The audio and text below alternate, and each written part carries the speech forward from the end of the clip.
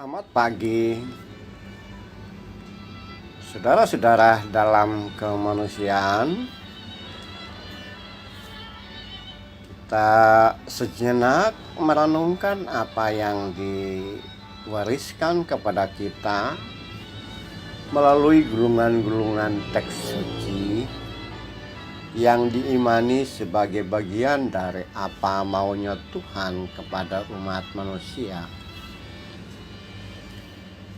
Kali ini kita memperhatikan sejenak kisah yang ada di dalam kitab Genesis atau Kejadian bab yang keempat, kisah tentang Kain dan Habel. Siapa mereka? Mereka diimani sebagai turunan dari Adam dan Hawa. Ayat yang pertama. Kemudian ada lagi Habel. Setelah itu ada peristiwa antara Kain dan Habel. Kemudian ada semacam sanksi yang diberikan kepada Kain karena dia melakukan kekerasan fisik terhadap Habel. Namun di balik kekerasan, di balik hukuman tersebut ada banyak hal yang terjadi. Saudara-saudara, kita memperhatikan lagi tentang keturunan dari Adam dan Hawa tersebut. Sini ternyata catatan dalam kitab Kejadian mengatakan bahwa Kain atau keturunan Adam dan Hawa semakin banyak. Ya, sini kita baca bersama. Sini juga. Nah, mari kita memperhatikan baik-baik bahwa hal yang penting di sini adalah setelah manusia jatuh dalam dosa menurut kitab Kejadian pasal yang ketiga dan mendapat penghukuman, ya, mendapat penghukuman dari Tuhan Allah.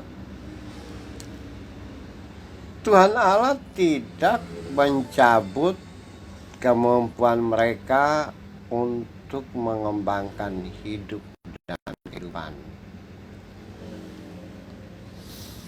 Di Taman Eden, manusia bisa tidak berdosa. Taman Eden, di Taman Eden, di taman ini manusia bisa tidak berdosa. Artinya mereka bisa berdosa. Dan setelah jatuh dalam dosa dan mendapat penghukuman, manusia menjadi tidak bisa tidak berdosa. Nah, setelah penghukuman yang dialami manusia tersebut, manusia bisa dan tetap mengembangkan hidup dan kehidupan, ya. Bahkan ada penjagaan dari Tuhan. Contoh Kain walaupun dia mendapat penghukuman dari Tuhan, dia tetap mendapat penjagaan dari Tuhan. Ini berarti bahwa apapun terjadi dalam kehidupan manusia, Tuhan tetap menyayangi, menolong manusia. Nah, masuk dalam bagian yang kita perhatikan hari ini tentang keturunan manusia tersebut. Saya sudah sampaikan tadi bahwa setelah jatuh dalam dosa, manusia menjadi tidak bisa tidak berdosa, selalu berdosa. Yang kedua, Yang penting dalam bacaan ini kita perhatikan nanti bahwa setelah manusia jatuh dalam dosa, Tuhan Allah tidak mencabut kemampuan manusia untuk mengembangkan hidup dan kehidupan, untuk meningkatkan kualitas hidup dan kehidupan, untuk berkreativitas, untuk kreativitas manusia. Jadi manusia tetap justru semakin maju. Nah, dalam bagian ini kita memperhatikan bahwa ada semacam pengembangan, ya, pengembangan manusia dari ayat yang keempat, ayat 17 kita perhatikan di sini. Menyebut sini, ya, disebut di sini bahwa Henokh adalah orang pertama yang membangun kota, membangun masyarakat. Jadi pengembangan kreativitas, teknologi, ilmu pengetahuan, pengembangan ilmu pengetahuan tetap dilakukan oleh manusia, walaupun dia sebagai manusia utuh. Nah, yang pertama kali membangun kota yaitu orang yang disebut Henokh, komunitas. Kemudian ada lagi profesi yang dilahirkan oleh manusia, yaitu orang yang melakukan usaha melalui bidang pertanian. Nah, ini ada memelihara peternakan, hidup dan juga hidup nomade, yabal. Dia menjadi bapak orang yang dia berlengkema dan memelihara ternak, ya, peternakan. Jadi jelas tadi ada yang membangun kota Henokh, kemudian ada yabal. Kemudian kita perhatikan lagi bahwa Yubal adalah orang yang pertama menemukan atau berprofesi sebagai pemusik, instrumen musik, suling dan kecapi. Kemudian ada lagi kita temukan Tubal-Kain. Nah, ini dia orang yang memulai pekerjaan dengan besi, tembaga.